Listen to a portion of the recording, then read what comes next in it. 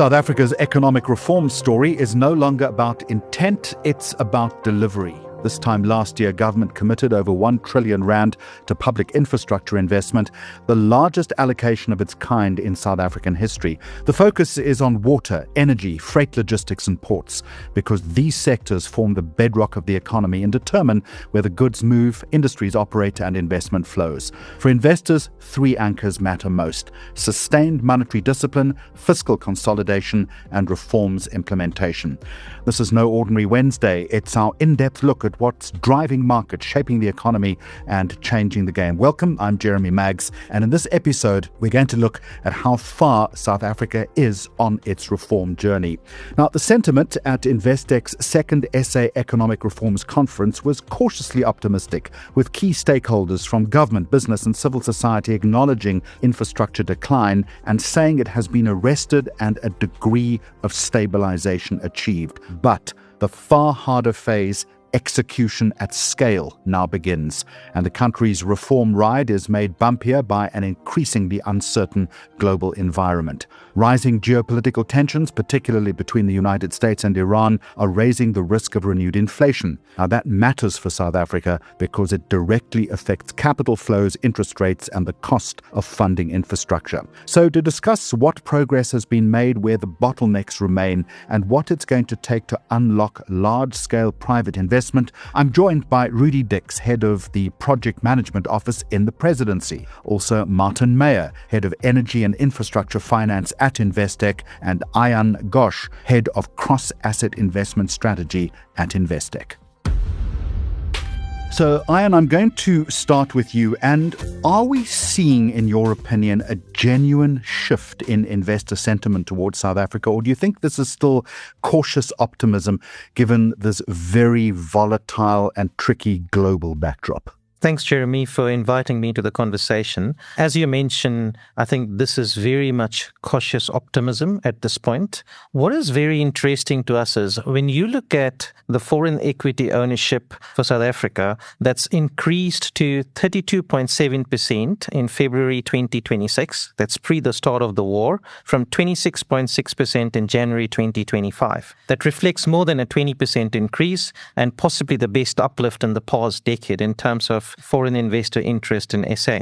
We also did a bit of work which shows a sustained uplift in South Africa's gross fixed capital formation to 4%, alongside a step up in SA real GDP to 2.5%. That would represent a meaningful inflection point in SA's growth cycle and earnings visibility, and that's possibly the catalyst for renewed foreign investor interest in South Africa. Critically, achieving this is contingent on credible and sustained reforms implementation. I hope that answers your question. It does indeed. Rudi, let me bring you into the conversation. At Investec's SA Economics Reform Conference, you describe reform as, and I quote, and it's a lovely turn of phrase, uneven and noisy but tangible. What are the clearest signs, in your opinion then, Rudi, that reform is starting to take hold? Well, I think probably building on what Ayan is saying, certainly the sort of sentiment, the sort of confidence that is there, the ability for investors to believe us, and that the sort of empty promises that have been made and never followed through are actually done. And you could pick that up in the reform programs, energy, for instance.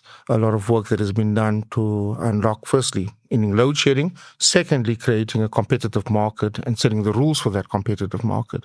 What we know, for example, is that the reforms that we've introduced in that sector potentially has over 400 billion rand worth of investment in renewable energy, alternative energy outside of Eskom generation. Similarly, in ports and rail, I think for us to be able to stitch up the Durban container terminal with a private sector partner, ICTSI, hopefully we see results quicker than what we've seen previously, with that private sector partner improving the performance of that port. But certainly the point around third-party operators, private sector operators on the rail network, our intention to go out to market around a number of other private sector deals within the rail and port space is going to be quite an important part of what we're doing. And I think these are the sort of confidence measures that are important. Those are the real things that show that the reform program can work and that we are wanting to attract private investment. The important thing about this is getting to sectors of the economy that we haven't really seen private sector investment. And there where there's been monopolies, incumbents like Eskom, incumbents like Transnet. We've got to open up that space. We've got to allow for private investment. And that's what's going to, do the trick for us in getting the sort of confidence going and investment going. So, Martin, energy is arguably the most advanced reform area. How would you describe then where we're currently from an energy reform perspective? And I guess most people would want to know whether that word load shedding is going to darken our doors again. We hope not. Jeremy, when we talk reform, I can safely say that the energy sector has been leaps ahead of all the other infrastructure reforms in the country. We haven't seen load shedding in almost a year, and Eskom is sitting on a reserve energy margin of in excess of 5 gigawatts, I believe, at the moment. We've seen and continue to see significant investment from the private sector, with over 10 gigs of renewable energy generation already contracted for. This is a very, very large investment into the sector. We're still seeing a number of renewable energy projects coming to market, but the pace has slowed considerably. What we are seeing is a big market shift from the predominantly government-led projects of 5 odd years ago to a market where the private sector and specifically energy traders are the biggest buyers of renewable power from new projects. We're now seeing a situation where new projects are being led by the private sector, first in bilaterals, and subsequent to that, we're seeing the energy traders buying the majority of the power that's coming out of these projects. This is on the back of government's shift from the single buyer model to a multi-buyer, multi-seller model. This began with Cyril removing the licensing threshold for private generation some 4 to 5 years ago and will further evolve as trading rules and the trading market take shape. The emerging trader market is particularly exciting as this should drive further reforms as the market moves to a competitive wholesale traded market. We anticipate first stages of the wholesale traded market to kick off later this year, and it's very, very encouraging to see the regulatory framework required for our energy market taking shape. In addition, we're seeing significant amounts of battery energy storage being built, which enables efficient storage of excess power. So we're now able to store the excess energy generated during daylight hours and release it into the grid when it's most needed during peak usage periods. This doesn't necessarily mean load shedding is over, but the energy market has come a long way since the beginning of load shedding, and we should be nowhere near the level of load shedding we saw 2 to 3 years ago. So let me pick you up on two things. One is new projects, but risk associated with that. So we've got something in the region of 2 trillion rand in planned generation. A lot of talk about major grid expansion. Surely there is a danger that transmission now becomes a key bottleneck. Jimmy, transmission is the biggest single issue in rolling out renewable energy at scale. As I mentioned earlier, we've seen a slowdown in the pace of renewable energy projects coming to market, which is largely due to various conditions which need to be met before projects are able to connect to the grid. These conditions are largely related to inefficiency of the grid as it stands today and the immediate need for grid strengthening and expansion. In addition, there's no grid capacity in the Northern and Western Cape. These are the best parts of the country for renewable energy, and there's a significant number of projects waiting for new lines in order to evacuate power. That said, Eskom has announced plans to roll out in excess of 14,000 kilometers of transmission lines over the next years. That requires up to 450 billion rands worth of new capital to successfully get it right. The first phase for just over 1,000 kilometers is already in the market, and we've seen very good appetite to invest in this program, with many international and local players bidding for the projects. The program does seem to be slightly delayed, and I suspect this is due to a delay in getting the credit enhancement required for the projects to be finalized. The World Bank, together with National Treasury, are putting together a guarantee product, which will negate the need for National Treasury to stand behind Eskom's obligations in each of these projects. The DOE's Integrated Resource Plan prioritizes transitioning from coal to renewables and requires in excess of 18 gigawatts of new renewable energy power by 2030. This can only be achieved if we see more urgency in rolling out the required grid strengthening and expansion. Should we see delays in rolling out this transmission, we are going to see huge bottlenecks in meeting our key objectives. All right, Ayan, Rudi, I'm coming to you in just a moment, but Martin, very quickly, the focus is also going to be a shift towards how we bring electricity inflation down over the next couple of years. Are you confident that the current reform path that you and Rudi referred to can actually achieve this? So, Jeremy, there are 2 factors that need to be considered here. You have the Integrated Resource Plan, or IRP as it's commonly known, and the South African Wholesale Energy Market, or SAWEM. The IRP presents a plan to transition away from coal in the most economical way possible while still obviously being cognizant of the fact that sustainability and social effects need to be taken into account. As mentioned earlier, there's a large requirement for renewable energy in the IRP, with renewable power being comparatively cheap at the moment. In addition, there's a requirement for gas-fired power, which is more expensive, but is necessary for balancing the power system, as it can be ramped up quickly to deal with sudden shifts in demand. Gas is also cleaner than coal and diesel, so it has a transitional angle to it. We must, however, be careful not to overbuild and rather use gas to transition to a renewable dominant power system. Then there's always the controversial subject of nuclear power. Nuclear power is part of the IRP and is the cheapest form of baseload, given the life of the asset, which often span over 60 years. It does, however, come at significant upfront cost and plenty of regulatory hurdles. We see this as part of a 10 to 15-year plan, if feasible at all.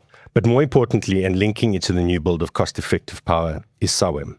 SAWEM will create a competitively traded multi-buyer, multi-seller energy market, which will better reflect efficient market pricing. This results in a pricing system which better reflects the true cost of generation. This should therefore result in cheaper generation being dispatched first and then slowly move up the generation cost curve to a more expensive power as demand grows. As the power is traded in an open market, simple market economics will drive pricing down, and we should see a material decrease in energy inflation in the medium to long term as a result of this implementation. We're all very excited to see how this comes to fruition.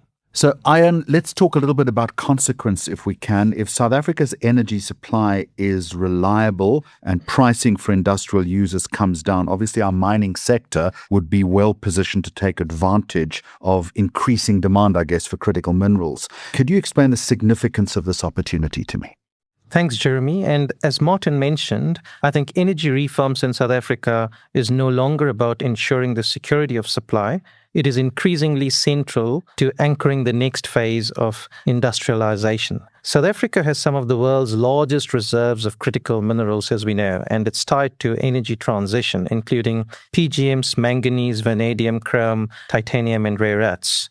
When you look at some of these World Bank estimates, that suggests that demand for these key energy transition minerals could rise by 4 to 6 times from current levels by 2040 or 2050, with some metals like lithium and cobalt seeing even steeper increases. In that backdrop, reliable and competitively priced electricity changes the economics of mining. Lower, predictable tariffs improve margins at mines and make brownfield expansions more financeable. I think South Africa's mineral endowment, together with some of this large-scale grid investment that Martin's talking about, positions South Africa very well to capture this critical minerals upcycle over the next 2 decades. We'll continue with this episode of No Ordinary Wednesday in just a moment, but first, a word from our sponsors. Investec's Energy and Infrastructure team supports infrastructure projects across sub-Saharan Africa. The team provides financing solutions and specialist financial services to businesses, governments, and public-private partnerships, bringing together financial and technical expertise across energy, transport, water, and social infrastructure. Find out more in the podcast notes or search for Investec Energy and Infrastructure. All right, let's move to freight logistics now, as I think it is the very heart of our country's growth story. Rudi, at the Economic Reforms Conference, Juanita Marie, Chief Executive of the Southern African Association of Freight Forwarders, said 65% of South Africa's GDP is exposed to trade. Given the importance of the performance of ports, rail and corridors to South Africa's macroeconomic success, maybe explain to us the mixed bag of results on this reform roadmap. Maybe we can start with the good and then sort of move down the scale if we can, yeah. I mean, the problem is that, let's be frank, let's talk about the most important part. So if you're starting from pit to port, you've got to move those goods from the pit, right? And that network is not up to standard. So it's been degraded. There's been a lack of capex investment in the freight rail network. And that's for a whole series of different reasons that we can discuss, Jeremy. But the fact of the matter is that we've got to bring that up to standard. Bringing that up to standard means that you're able to open up the network, transit freight rail, third-party operators are able to ensure that they can compete with one another and move goods. That also makes costs much more competitive because as it is, a large chunk, 70% of our volumes that are now, for example, moving between the most congested route is between City Deep and Durban. We've got to take a lot of those goods, containerized goods, and put them onto rail. So certainly I think there's an important incentive to be able to reduce that cost for us to be able to do that. Then of course, there's the importance of ensuring that we introduce competition within the port space. Again, Durban Container Port Terminal, for example, or the Durban Container Terminals, the two that's there, is still the largest in Africa. And therefore, you've got to invest significantly in infrastructure, in technology, ship-to-shore cranes, rubber tire gantries. They've got to be more efficient. You've got old technology that's there. You've got old cranes that are there. Those are going to be important things that I think about TFR and the industry is looking at. Challenge that we've got to do is that all our indicators are, as you say, let's move on to the bad parts, are all terrible.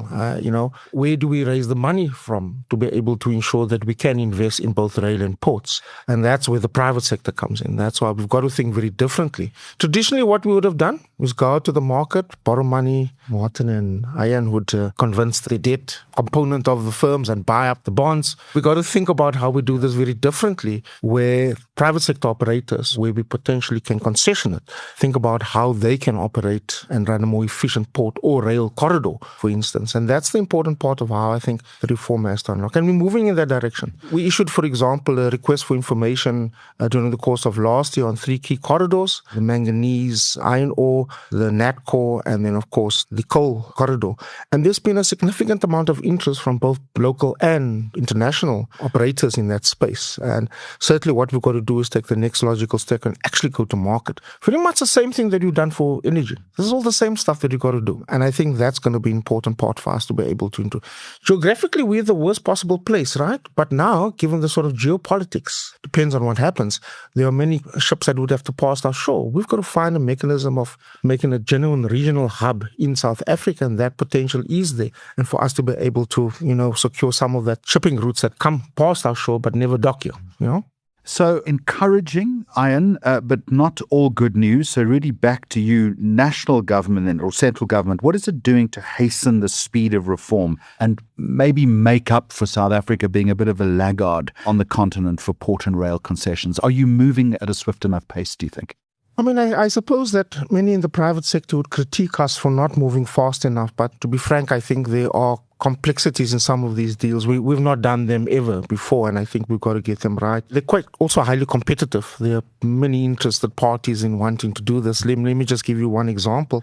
The Durban Container Terminal 2, we'd spent an inordinate amount of time getting it to market, getting the RFP correct, and it was contested in court. And that put us out by another 2 more years. Eventually, of course, I think sense prevailed, and during the latter part of last year, the applicant who had contested this had agreed that the final sort of judgment out of the High Court was accepted and they will move ahead. So I do think that these are the sort of risks that are there. What we've got to do is design it sufficiently so it's bankable. That's the most important part. And Ayan's point about having a rules-based tariff, access rules, these are quite critical, because if you don't set that out from a regulatory point of view from the outset, they're not bankable. You can't go to a bank and say, look, I need funding for this if the rules are not clear, or if projected revenues ahead are not very clear and how they will be derived. So I do think that these are going to be important. So we've got to spend, as a sort of state or regulator in this instance, we've got to spend an amount of time in designing it correctly, or they fail. And we've got good examples of them. By the way, Transnet has, for instance, issued RFPs and they've not always succeeded. And that's the critical thing.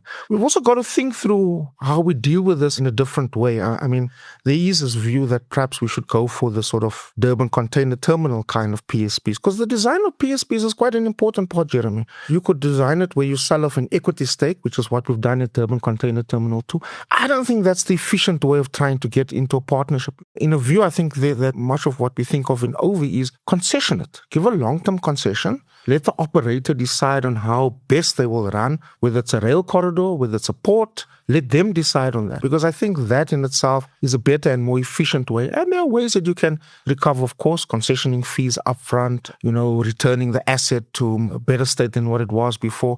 And we've seen that concession models do work. We've got good concession models in South Africa. The road network is a good concession model where SANRAL has given out long-term concessions, to road operators. So I think we've got to just make sure that we design these things correctly. We've got to make sure that it's bankable. We have to have an iterative process with the banks, with different stakeholders to make sure that everyone is satisfied and that we then go to market. So I suppose the business colleagues or the private sector guys will say, you're slow. I would rather say, can we get it bankable? So, Ayan, let me use a word from a very famous movie, show me the money. We've seen increased private sector participation in the system, as Rudi was alluding to. What factors do you think are then enabling the much-needed investment in ports and rail? And to his point, I mean, which corridors do you think would benefit the most? Thanks, Jeremy. I think after years of stalled progress, what we are beginning to finally see is institutional capacity being rebuilt in South Africa and regulatory frameworks being clarified. And hopefully that should lead to a growing pipeline of private sector involvement emerging across some of the corridors that Rudi mentioned. I think while we are in the early stages in the process, for this to scale, what I do think is needed is private operators and some of the financiers of this reform program need predictable rules of the game, clear tariff structures, access rights, rewards and penalties in the right way, and some of these dispute resolution mechanisms. It's very clear that private sector participation in container terminals is beginning to progress. What we also heard at the conference is some of these iron ore exporters led by Kumba are pushing for an integrated Sishen to Saldanha concession, and that spans from the pit to the port, the full value chain, and hopefully that becomes a template for corridor-based concessions more broadly. So yeah, I think we are in the early stages. We remain hopeful, but at the same time, what I must admit is the weakest link here remains local government, where you've got municipal balance sheets that are very stretched, service delivery that's inconsistent, and infrastructure maintenance that has been repeatedly crowded out. Stabilizing these municipalities is essential if the broader logistics and infrastructure reform we need to build. All right. So, Rudi, let's bring in water now, because it's increasingly looking like South Africa's Achilles heel when it comes to reform. Around 59% of municipalities effectively insolvent. How urgent then is this crisis? And maybe tell us what you think government can do at national level where you sit to restore some degree of confidence and, I guess, functionality. It's a tricky one, this one, because let's break up water, right? There's bulk water, right? Or raw water as it is. And that in itself is some area that I think we've made some significant progress. We've established, of course, the National Water Resource Infrastructure Agency. That's an important step to be able to ensure that we can lock in private investment at a bulk water level. Also, regulatory rules are important, for example, around how we deal with pricing, raw water pricing. The biggest constraint of water right now is not there. The biggest constraint is at a distribution level, and as you say, at the municipal level. Of the 144 water services providers, that's 144 across the municipal system, 105 of them do not comply with the most basic conditions, right? And that is the drop reports, blue drop, green drop, and no drop reports. And basically those three reports are: blue drop is water quality, green drop relates to wastewater treatment, and the no drop is non-revenue water, how much water leaks without us being able to know that. So those are the drop reports, and certainly I think what we see in the latest report of the drop reports is that it's gotten worse. So we've got to do an intervention. Why I say it's complex is because municipalities have different sets of powers and functions relative to provincial and national government. Right? That's their competency of work. You can't do something similar as we've done in Transnet or in Eskom. You got to use the particular provisions of the law, Section 139, if you want to intervene, or you got to develop an intergovernmental framework and relations to be able to deal with some of these things. It's a bit more complex, but we've got to address it. A crisis, for example, in Johannesburg, crisis in many of the 105 municipalities where there's no service provisions that are effectively compliant to the standards that we've set. One of the things that we have introduced, and the President has made this fairly clear in the State of the Nation, was that the Water Services Act, for example, is going to be amended. And the Water Services Act basically says that if you do not comply with water quality, water standards, and no drop, then you're going to take away your license. So we've introduced a licensing, very similar to the way NERSA does it for energy. So the National Energy Regulator has a licensing regime for all licensees, whether you're at a wholesale or at a retail level. This will be the same things. And if a water service provider and authority doesn't comply with the water licensing provision, that license will be taken away. Ayan, having said that, water, though, would be an underinvested infrastructure opportunity, surely. Maybe it would be useful for us if you were to expand on the risks and the opportunities, again, from where you sit from an investment perspective. I think when you look across Africa and in South Africa as well, the water sector represents a systemic macroeconomic risk and a significant underinvested infrastructure opportunity. Water is simultaneously a constitutional right and a critical production input where 2/3 of the water usage is concentrated in agriculture, and that directly links to food security and to inflation as well. We've seen performance deteriorating across multiple dimensions, and that includes supply reliability, water quality, financial sustainability, and governance across most municipalities. The financial distress is very much widespread, with more than 50% of municipalities effectively insolvent. We think that the private sector participation in the water reform space has been constrained by below-cost tariffs, weak utility credit worthiness, political resistance, and regulatory uncertainty. That said, billions of rands in water and sanitation could be unlocked should some of these projects be ring-fenced and tariffs are cost-reflective. What also may be important is, as Rudi mentioned, reducing usage of some of this non-revenue water in the whole process. Gentlemen, a lot to digest, and I want to start bringing this conversation to an end. And maybe one final question to all of you, and that's the one constraint that, if resolved, would unlock large-scale private investment into South Africa's infrastructure reform project. And maybe let's go back to you, Martin. So for me, Jeremy, and both Rudi and Ayan have touched on it, it's one word, it's municipalities. For me, the structural issues within municipalities, the bankability of municipalities is really hindering a lot of infrastructure development within the urban sector. What we are seeing in the transmission space with the credit guarantee vehicle is a very exciting space. The thinking is that the credit enhancement to Eskom will then be rolled out into municipalities, which will then make a lot of the municipal projects or PPPs bankable. For me, it's bankability, Jeremy. If we can come up with a solution to make municipalities bankable, I think we're going to see a major shift in reform in the country. Rudi? Martin, spot on. There's no, if I could disclose the sort of project pipeline that exists in the municipal space, that's where the R1 trillion worth of investments that we can unlock, right? And the significant opportunities in roads, in civil, in other parts of civil, in water, in energy distribution, for example, is significant. You got to design it so that we think through away from a traditional model where the state or conditional grants pay for that. How do we develop and create bankable projects that allows for the private sector to come into water or electricity distribution? And that, I think, there's a significant project pipeline. As I say, we've got to get it to bankability, and that for me is the most important part, and that's what can unlock the sort of growth that we require in our economy. And all of this against the backdrop of politics, and we do have a transitioning political landscape in this country from one-party dominance to coalition politics. Do you think we will see an increase in transparency and in performance accountability? Thanks, Jeremy, and I echo completely Martin and Rudi's views. As you mentioned, the political fragmentation in South Africa has posed serious risks to stability and service delivery over the past decade. Against this backdrop, I think the GNU is a potential turning point in South Africa's political trajectory. It signals respect for the Constitution, a new level of political maturity, and cross-party cooperation, all of which help to lower perceived political risk in South Africa. Under the GNU, what we've achieved in South Africa is a credible macroeconomic framework, disciplined monetary policy, a GNU-endorsed budget, and hopefully planned fiscal anchors going forward. The GNU does provide the political umbrella for structural reforms, as Rudi and Martin have mentioned before.